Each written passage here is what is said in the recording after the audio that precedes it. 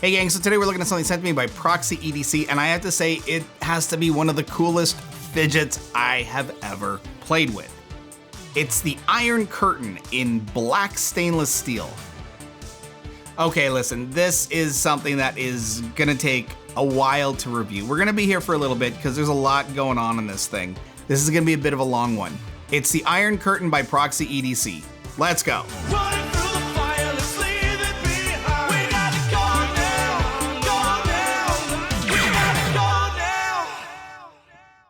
Okay, here we go with the Iron Curtain. Now this is kind of the bad boy of fidgets. This is very tough. This is very cool looking. This is very space aged. It's part of a bigger series of something called the Fang Kit, which you can take a few components, put them together, which is actually really pretty cool. Problem is, of course, the Fang Kit is very hard to find. It's always sold out brand new, and on the secondary market, I mean, the price just gets crazy. So will I ever get my hands on one? Probably not. But they are pretty cool, and I like seeing them when people have them. So let's look at or should I say listen first to the sound that these things make. So this is a ping fidget. So it's a ping or a tuning fork, as it were.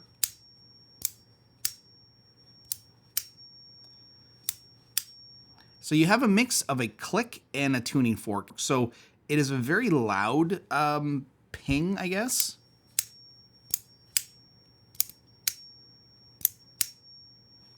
So if you don't like tuning forks, then this may not be for you. But if you like cool flicky things, then you might be able to get past the tuning fork sound if that's not something you like. Haptic wise, this has one real piece, which is this little flick, and it just kind of jumps into place and makes this really cool sound. Other than the tuning fork sound, the haptic itself is just a very strong like punch. And you can get to it as well by using the spin on it. Now, it's hard for me to do this under the camera, but basically you hold it this way so that the knuckle is out. And when you spin it, there we go.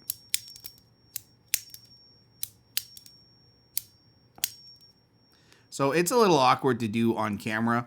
I've got a lot of microphones and stuff here, so I don't want to smash into anything. But it is very much a kind of spin that way. So haptic wise, pretty simple. You get a couple of pieces of feedback, but it does have different configurations that actually give you slightly different haptics. So we have this push down,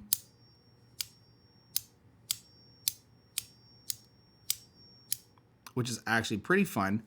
And then we also get into a different level of haptics where there's a bit of a kind of a springy push. Now, what I like to do is section things off so that, you know, we were talking about sound, and then we're going to talk about haptics, but I kind of can't show you the next level of haptics yet because we have to kind of take this apart a little bit to get into that. So we'll come back to the sort of the secondary haptic. You also have this spinner,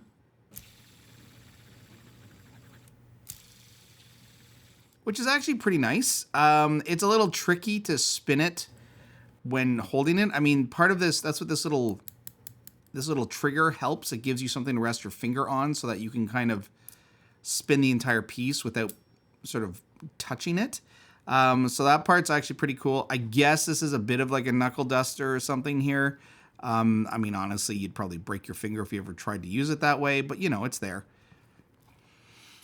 So let's look at the ergos, because that kind of leads us into the ergos, and that is the grip.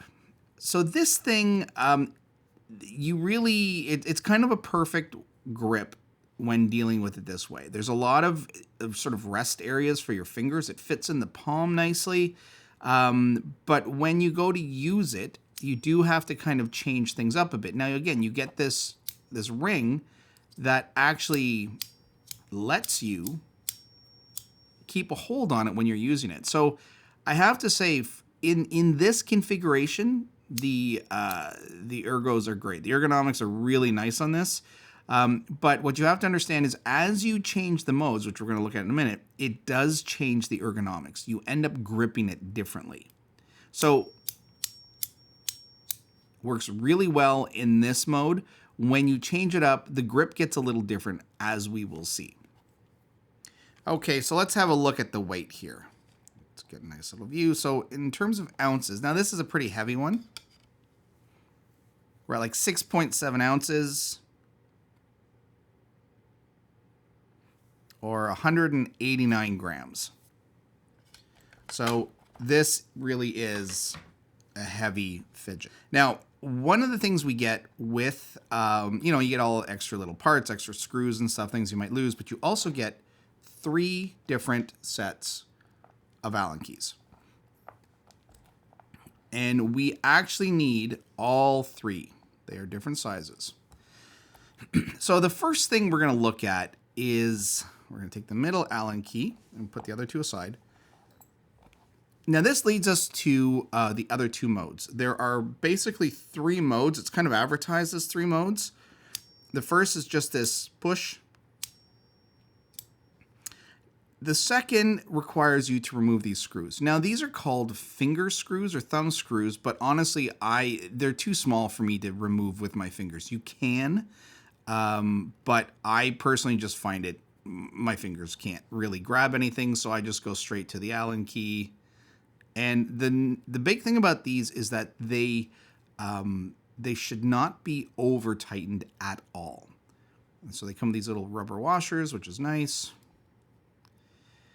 The reason they can't be over tight is because if they're too tight, these little wings here, these little rods, press in too hard on the inner cylinder, and then it makes it really difficult.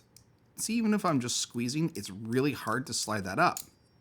So that's why these screws can't get too tight. You do not want to tighten them almost like you kind of want to go all the way and then back it off. All right, so here we get we get our 3 screws out with these little washers that are attached to them, which is really nice. So now we have this other mode. Now, the trick with this mode is these rods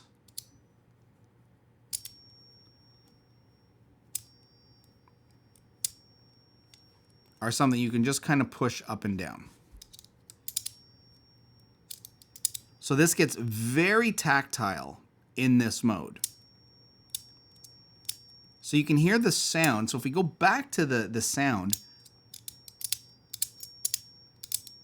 very clicky.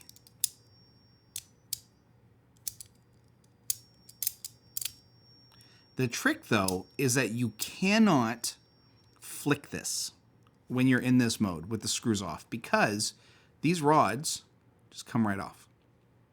So they are only held on by magnets and the slightest track here. So what we have is this little track, like these little sort of grips that slide along and catch this plate. So when we put it on, and this gets a little odd even just to put it on, you also want to make sure this is fully extended. So then this little slide here, this little track, goes onto here. So when I first slide this on, this gets lifted because that little this little leg here. So there, and then you just push it in and everything is connected. But because of that, they come off pretty easily if you fling it. So you cannot fling this. I mean, you can, but you're really risking, that these fly off. So this is just kind of a push, sort of cocking it.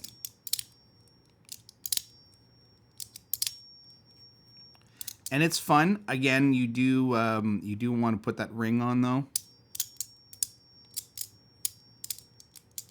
Now this is kind of like a middle mode that you can do, is if you extend 2 of the rods all the way and keep one down, it lets you just kind of use it like a button. And that's because there's a whole bunch of there's one magnet inside, but there's all these magnets around these rods. And so they're all kind of repelling and attracting to each other. And so just having one arm down disengages it enough that you get this kind of action, which is actually pretty fun. This is what I use the most, is this mode. Now, of course, the challenge with that is your screws are loose, so that gets a little risky. Now, that's the second mode. Going back to the third mode, remember that if we go to our first, when our first mode was done, we had screws in it and it was attached this way. The third mode is we lift the rods past the kind of the top of the plate, and that exposes a second screw hole. So then if we want, we can actually take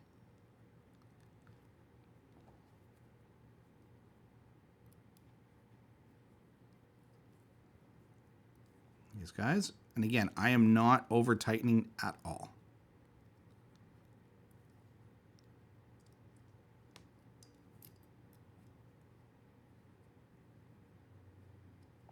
And now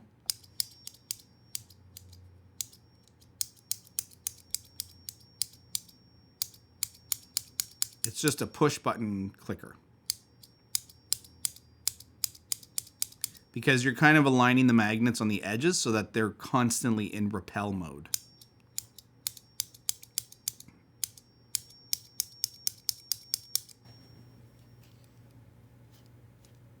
And that's it. So 3 basic modes. There's little tweaks you can do in here. You can replace the inner core magnet with a brass cylinder that comes with it. This little brass cylinder right here. But I haven't really felt much of a difference when I switch those out. We will take this apart, though. I'm going to take this apart just to show you what this does. And if you ever do want to take it apart, I think we should always be curious. We should always want to see how things work. So what we do is we take the largest of the Allen keys, get it right in there, and we just turn.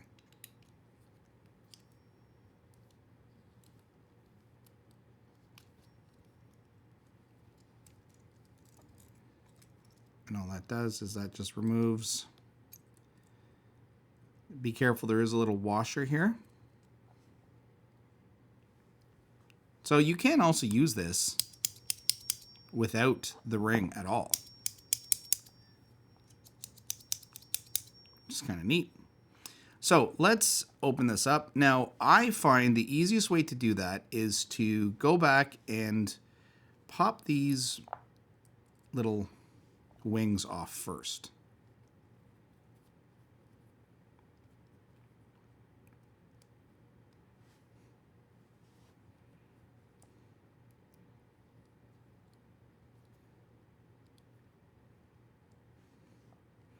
And the reason I want to do that is just to get an easier look at the internals.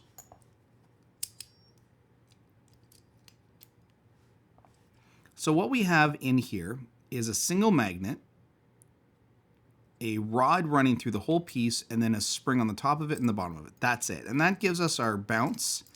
And it also gives us our kind of connection points, because this magnet will sort of be attracted to all of these different kind of edges and plates. It is kind of intricate the way it works together. So we take the side that our little kind of finger grip has come out of, and inside there is a very long screw, and that's this entire rod that runs through here. Now, to look at it a little closer, all we have to do is push. So you can see that screw, it just moves, the screw head moves right to the top. So what I do is just push it down flat on the table. That brings the screw right up.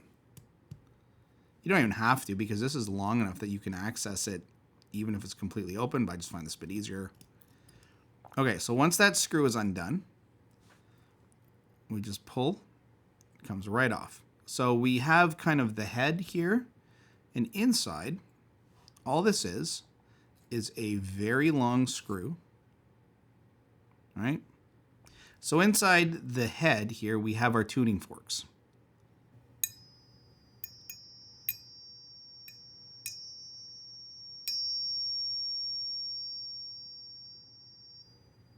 That's a lot of sound coming from these little guys. But that's why this thing gets so loud, is from these tuning forks in the head. So this is it. Now, if you wanted, you could even take these off. I know to make the fang kit, you have to take one of these screws out. But then this is what you're dealing with. Just a bunch of magnets, a bunch of rods here. Like, right? So these rods move up along. It's a mix, right? They get caught on these rods, but then also the magnet on the head pulls them up as well.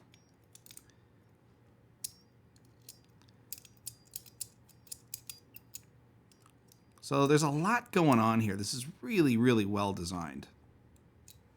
But when you take it apart, it's not that scary. Like, this is all it is. So let's start putting this back together. This is really, really simple. We just have our main screw that goes in here. And one of the things that we want to do is the screw moves back and forth. So putting the Allen key in here as a base for it to stand on just kind of keeps everything in place. Because if not, then when you try to put like the springs in, see how it just sort of falls out? So you really need this in here. Something just kind of keep it sticking out. All right, so first we have our spring. Then we're going to take our magnet, and remembering that the polarity is the sort of the short part here faces down. So then we get our third spring, and we get the head and put that on.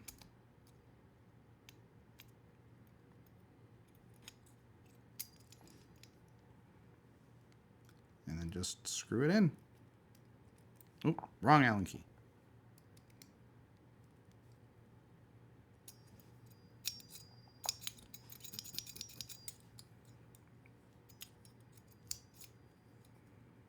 And then we just have put our little arms back on. Remember to line up these teeth with the track.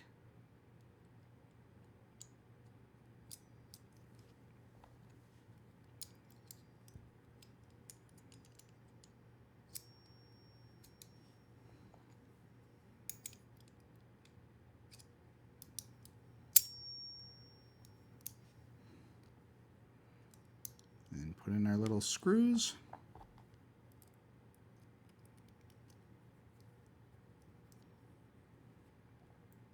So as you can see, this thing is intimidating when you first sort of consider taking it apart. But once you realize what's in here, it's actually very, very simple. There really isn't much going on at all. I mean, it's very well designed, but just, it's not, you know, you shouldn't be intimidated by it. That's it. Then we get our little collar on here, or ring, I guess.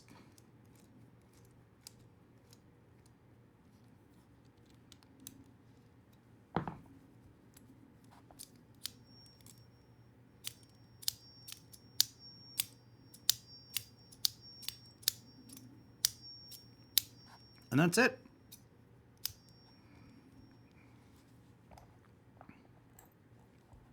So really, final thoughts on this. This is such a fun fidget to play with.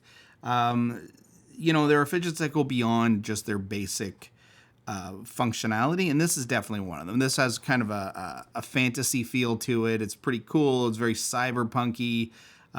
So, you know, this is one that definitely deserves a look if you've got the money for it, if you can afford it. This is one to look at. And I mean, if you can ever find a fang kit that's affordable and that, you know, you can get even remotely easily, pick it up. Okay, gang, that's the Iron Curtain by Proxy EDC. Thanks for watching.